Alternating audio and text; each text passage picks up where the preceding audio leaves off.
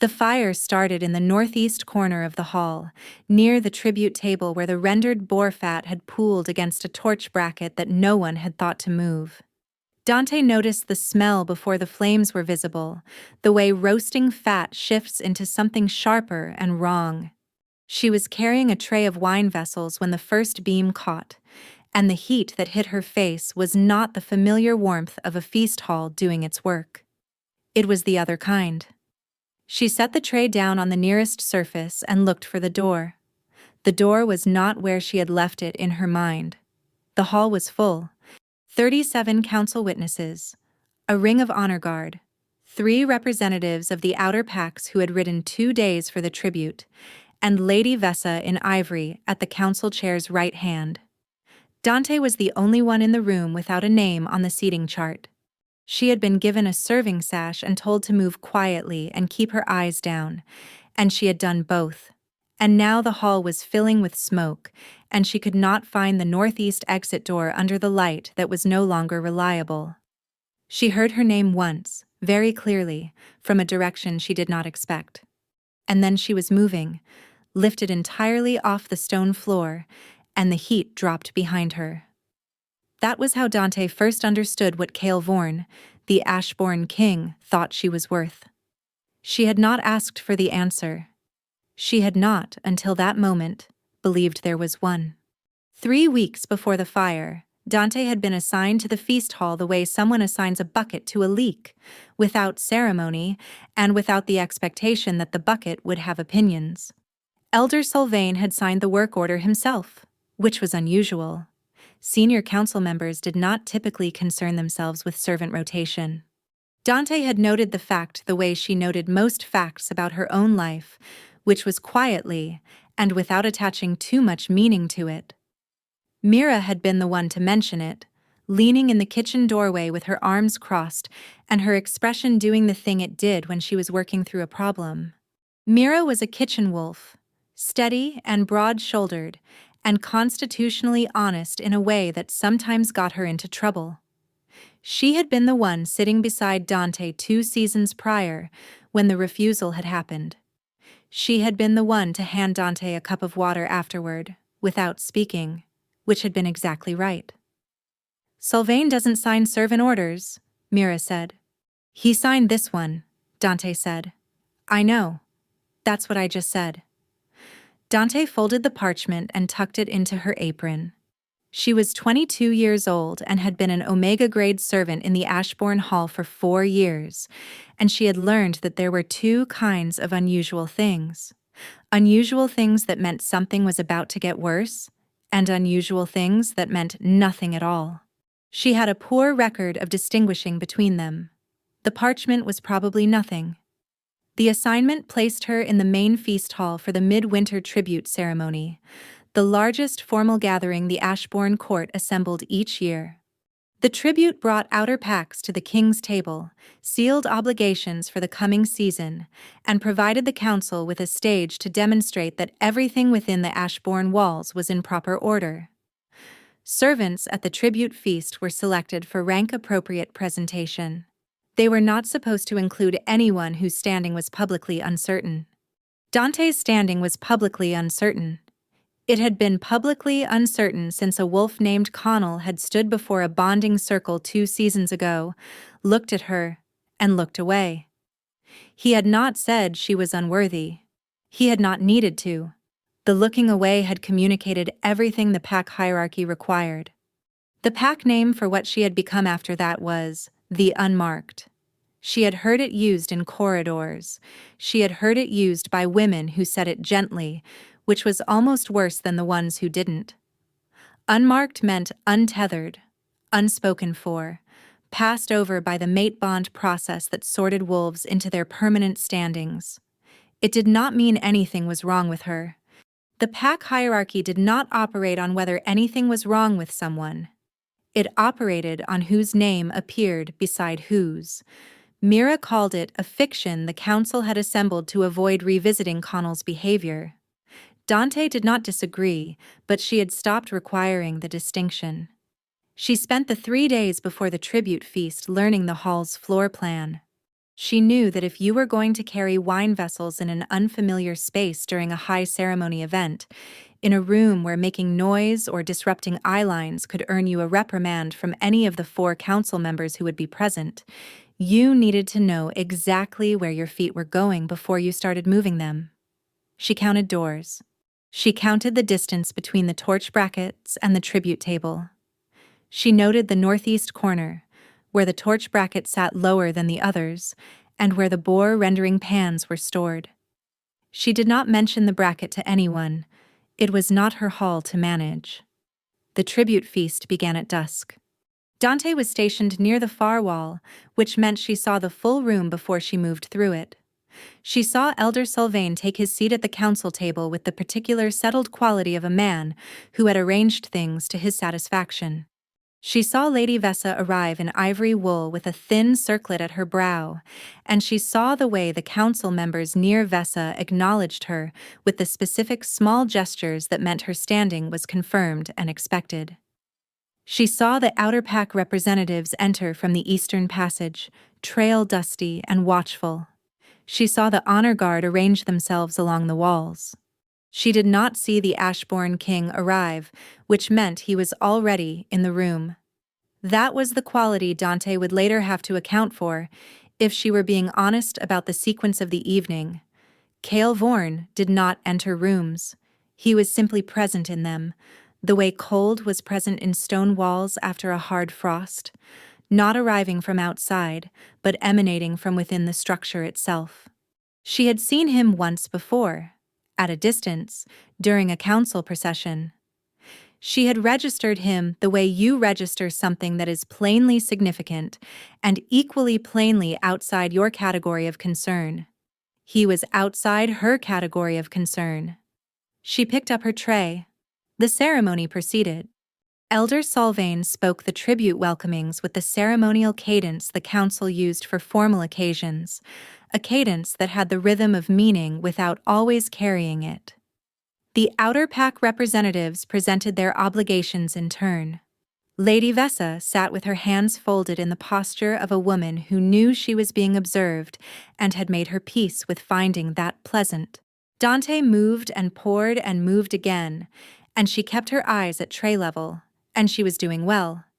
If you have ever felt what it means to be the only person in a room without a fixed place in it, you know something of what those first 2 hours were. And if you want to know what happened next, stay with the story, because the hall was about to change everything it had been promising. She smelled the fat first. Then she heard the first crack from the northeast corner, the sound of old wood catching in a way that is distinct from hearthwood because it has nowhere to go. The torch bracket. She had known about the bracket. She had not mentioned it. She set down her tray. Around her, the room shifted from ceremony into something else, the particular collective reorientation of a large group of people who have not yet decided whether to move. Council members pushed back chairs. The outer pack representatives were already standing. Someone was calling for water. The smoke was moving fast along the ceiling, following the draft from the eastern passage, and the northeast corner was fully alight. Dante turned toward the southwest exit, which was where she had positioned the door in her memory. She was 3 steps into the movement when the chandelier chain above the tribute table groaned and she stopped. To her left, a council aide had gone down on one knee, coughing.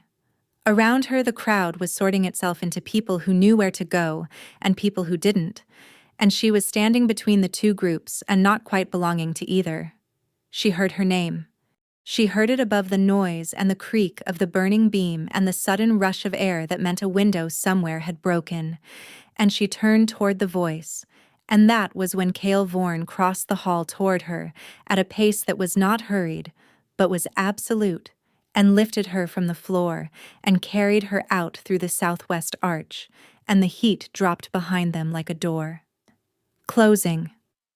Outside, the air was sharp with cold and wood smoke, and the smell of frost on the outer walls.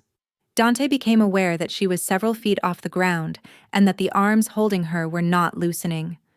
She became aware that her tray was still inside. She became aware that around them the outer courtyard was filling with servants and council members and honor guard, and that every person who looked in their direction looked and then looked away, which was the court's very particular method of acknowledging that something significant was occurring that they had not yet categorized. She said, "I can stand." He said, "Not yet." His voice was low and flat, and it was the first time she had heard it at close range, and she registered it the way you register something that has mass. He did not look at her when he said it.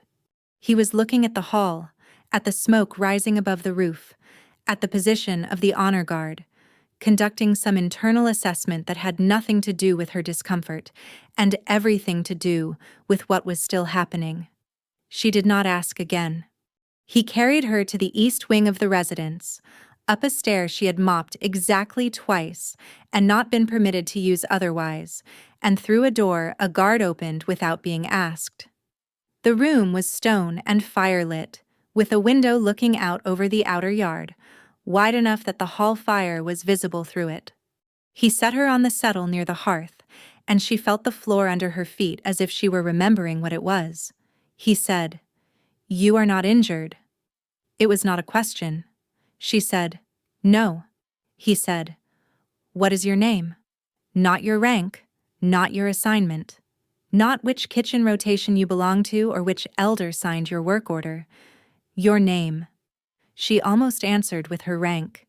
It was the reflex, the thing the body learns when it has been operating inside the pack hierarchy long enough. Rank first, name second, if at all. She said, "Dante." He looked at her then, properly, for the first time, and she felt it as a specific thing, not a social gesture, but an appraisal conducted with the particular thoroughness of a man who had learned that looking carefully was the difference between knowing a room and being surprised by it.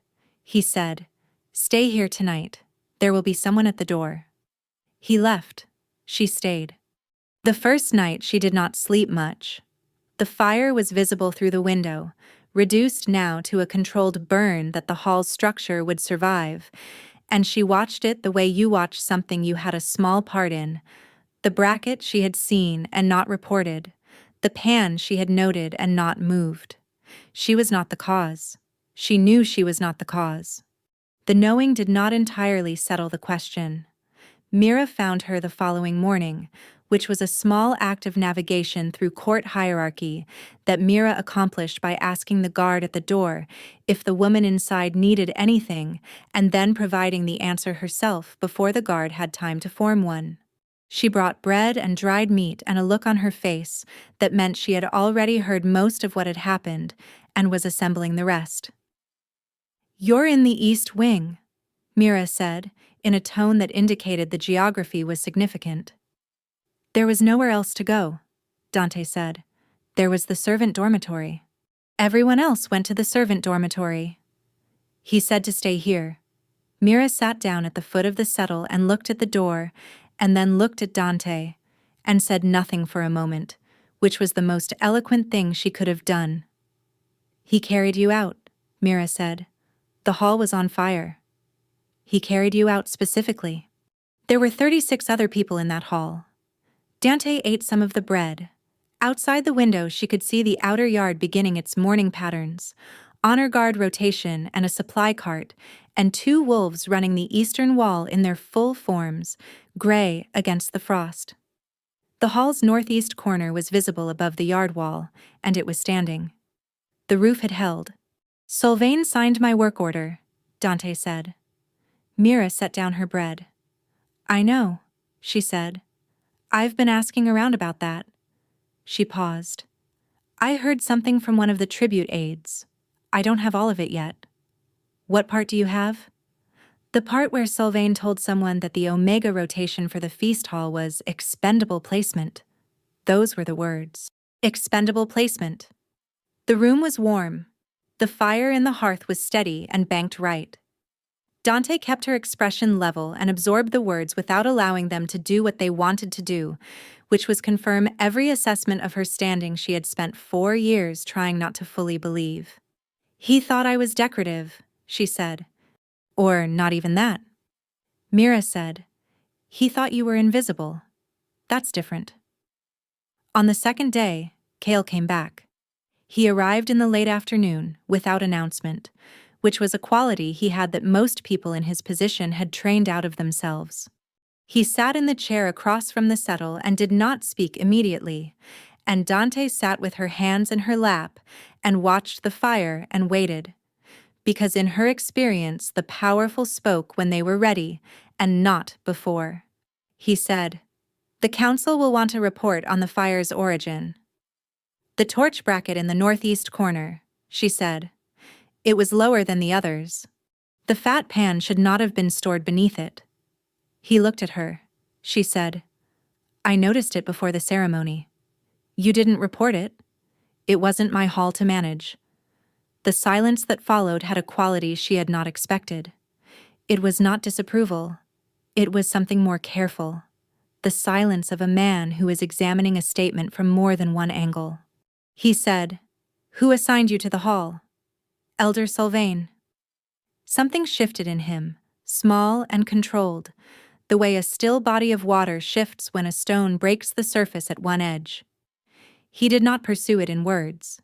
He said, "You will remain here while the report is compiled." He stood.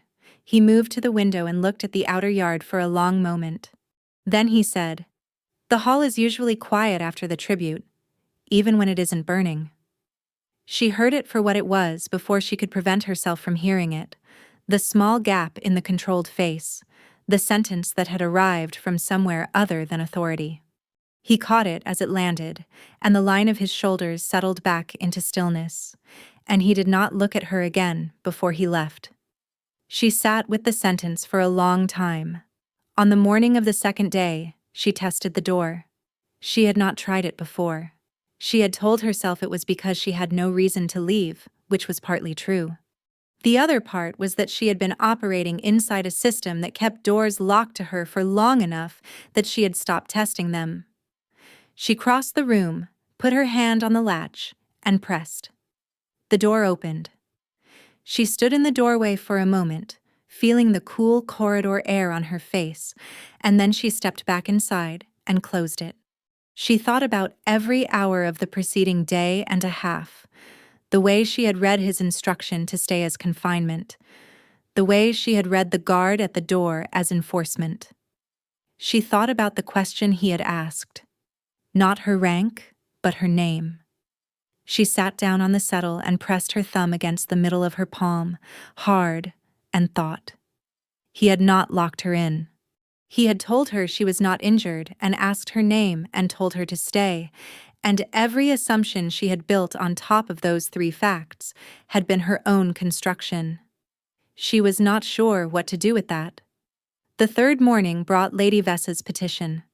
Mira carried the news, having heard it from the council scribe who shared her morning bread rotation, and she arrived at the chamber door while the guard was still reading the formal summons that had been issued to Dante that same hour. Mira had a specific look for bad news, a flatness around the eyes that was not resignation, but a refusal to perform surprise she didn't have. "Vessa has petitioned the council to formalize her bond candidacy," Mira said, "and to have any competing claims by unregistered Omegas removed from consideration." "I haven't made a claim," Dante said. "Vessa doesn't know that. Or she does, and she wants it stated publicly. Either way, they're going to call you before the council." She was given 2 hours to prepare, which was the council's method of performing fairness while delivering the opposite.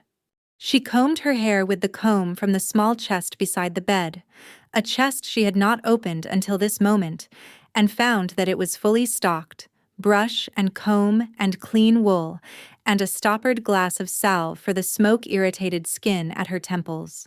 She closed the chest and stood at the window for a moment and looked at the rebuilt northeast corner of the hall below, the new beam pale against the old stone, and then she went to the council chamber.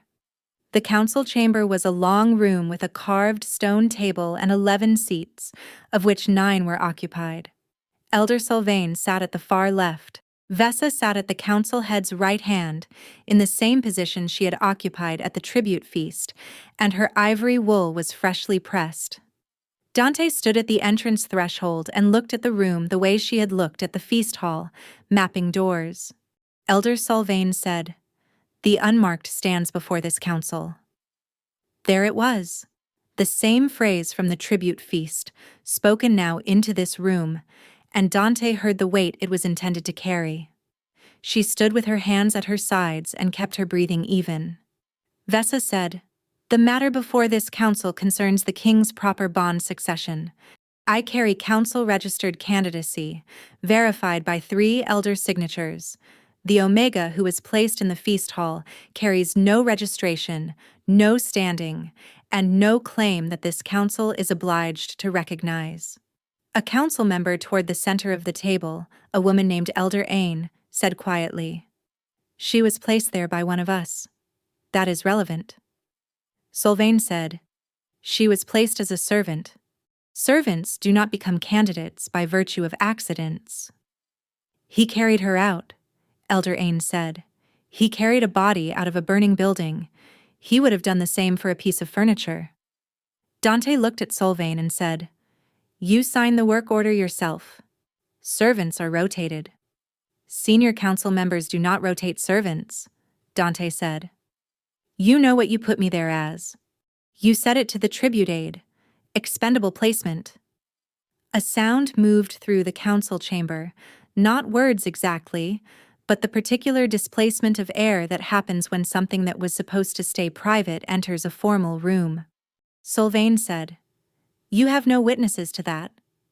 "I have one," Mira said, from the doorway behind Dante, and Dante had not known she was there, and the steadiness of her voice was the most useful thing anyone had given her in years.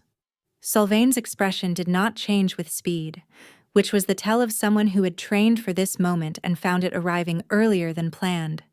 He said, "The kitchen wolf is not a council witness."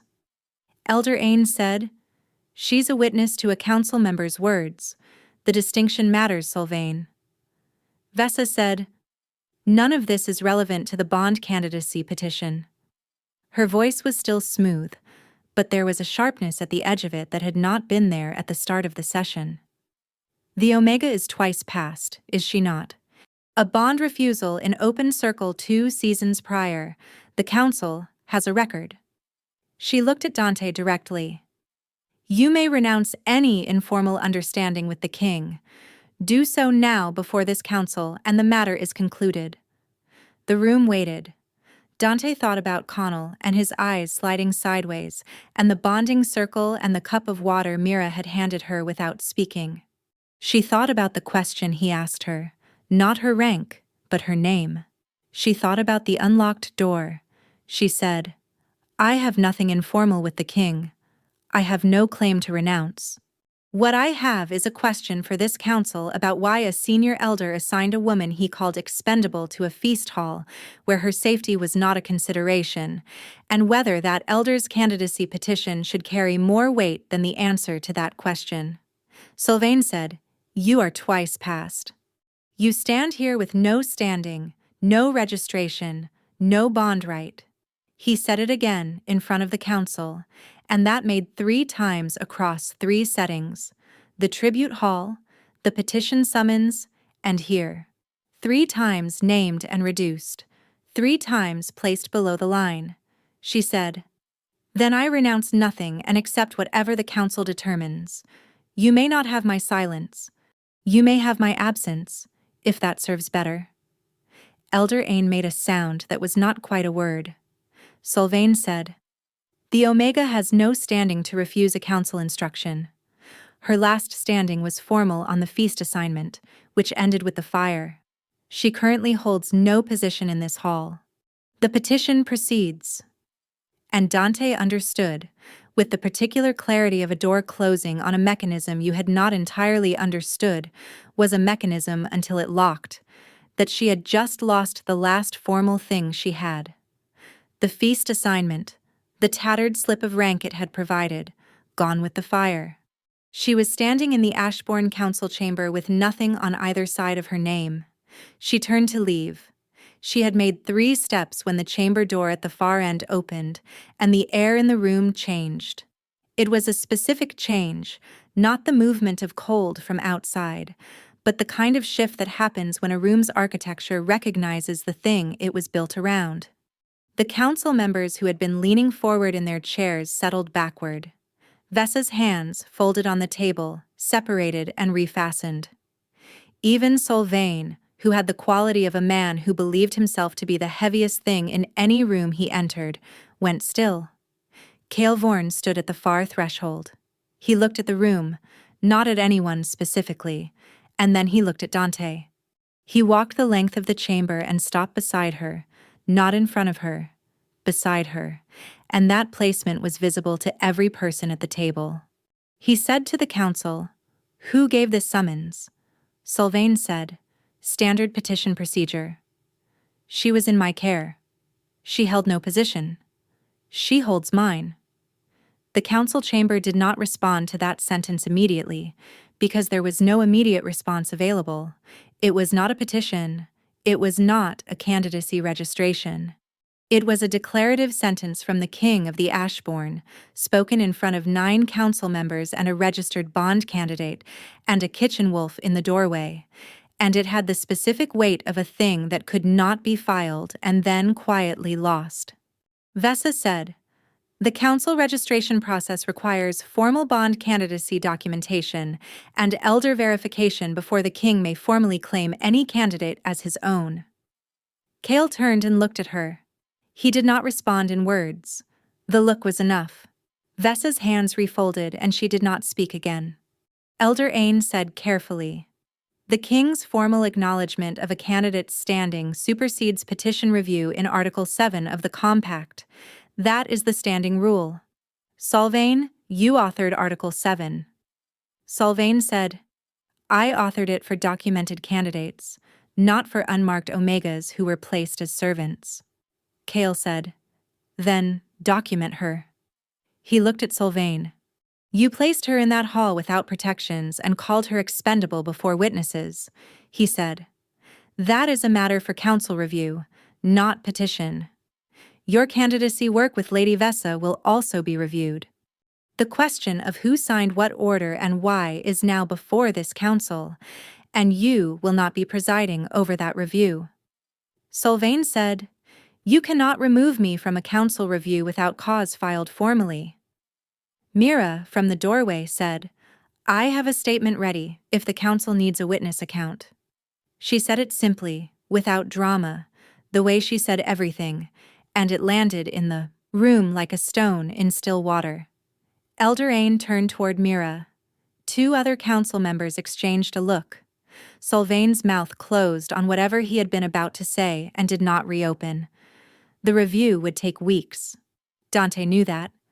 The formal record, Solvain's exposure, the rank strip that would follow from his own council's finding, the displacement of Vessa's petition by Article 7, all of that was the machinery of the hierarchy grinding toward its own correction, and it would move at the speed of councils, which was not fast.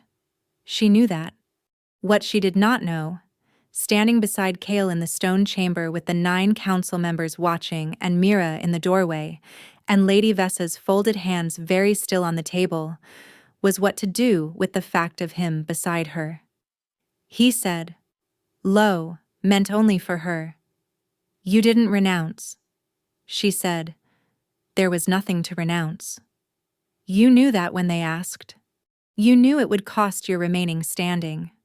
She looked at the floor for a moment, at the stone worn smooth by the passage of many council sessions, and then she looked at him. "You told me to stay," she said. "You didn't lock the door." He was quiet for a moment. Around them, the council was beginning the procedural motion of opening formal review, the scrape of chair legs and the slide of formal documents, and the room was resuming the shape of its official function. Mira had moved from the doorway to just inside the chamber, standing with her hands folded now and her eyes on Dante's face. Kael said, "No, I didn't." He looked at the council, and then he looked back at her, and he held out his hand. Not a gesture of claim, not a political declaration for the room's benefit, but a hand held open in the way you offer something when you are uncertain whether it will be taken. She put her hand in his. The council processed paperwork. The room did its official work around them. And Dante stood in the Ashbourne council chamber with the king's hand around hers and the 9 sets of eyes on the table before them, and felt, for the first time in 4 years, like something that had been pressing down on her chest from the inside had found a way out. The weeks that followed moved in a different rhythm than any Dante had known in the Ashbourne. Solvain's formal review consumed 12 days and produced a finding that Elder Ain presented to the full council with the careful, unhurried delivery of someone who has been waiting for a specific door to open for a long time. The finding named 3 separate instances in which Solvain had used servant rotation orders for purposes other than servant rotation, once to position a witness against a council member he wished to discredit, once to remove a junior elder's aide from a hearing she should have attended, and once to place an Omega-grade servant in a ceremonially significant position without protections. The third instance was Dante's. The council stripped his elder rank in a session that Dante did not attend because she had not been invited and had not asked to be. Mira attended, on the grounds that her witness account was still formally part of the proceeding, and she reported back that Solvain had been silent throughout, with the specific quality of silence that belongs to a man who had spent years trading in other people's exposures and found himself on the other side of the mechanism he had built. Mira said, "He looked at his hands the whole time." Dante said, "Did Vessa's petition close formally?" Elder Ain signed the withdrawal order before the session ended. Vessa was there. She didn't speak. Lady Vessa left the Ashbourne court within 5 days of the council finding. She was not expelled. She was not publicly diminished beyond the withdrawal of the petition. She gathered her household and her ivory wool and her carefully arranged political understanding of what the court owed her, and she departed, and the court rearranged itself around her absence with the ease of water filling the space where a hand has been.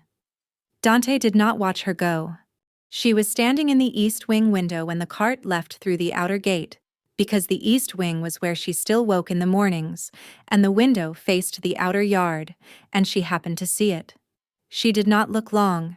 The feast hall reopened in late winter.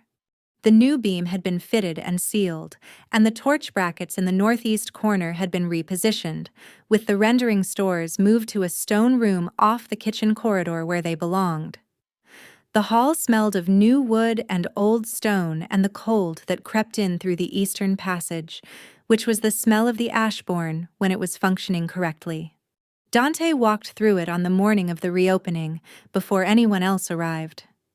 She walked the floor in the quiet, and she touched the wall near the northeast corner, where the stone was still faintly darkened, and she stood at the spot where she had set her tray down.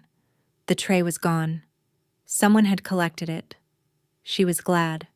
Mira found her there, as Mira reliably found her, carrying bread and with her arms at her sides, and her expression holding the careful warmth that was her default setting for moments she recognized as significant.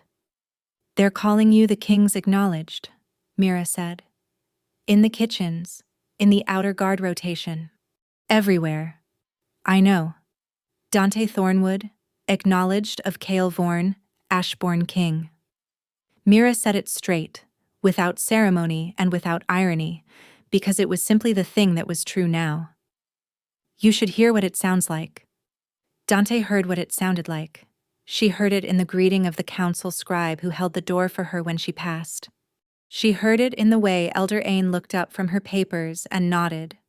Not with deference exactly, but with the specific regard of someone who had recognized a quality in a room full of people performing qualities they did not have.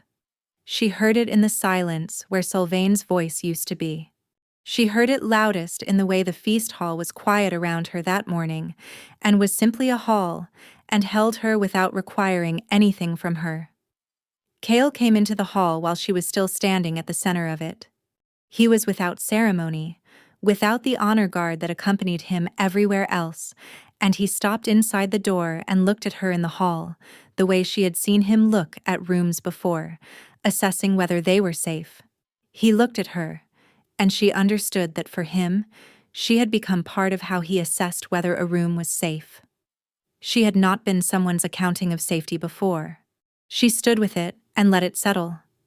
He crossed the hall and came to stand beside her, and they stood together in the place where the tribute feast had been, where the fire had started, where she had set down her tray and not been able to find the door.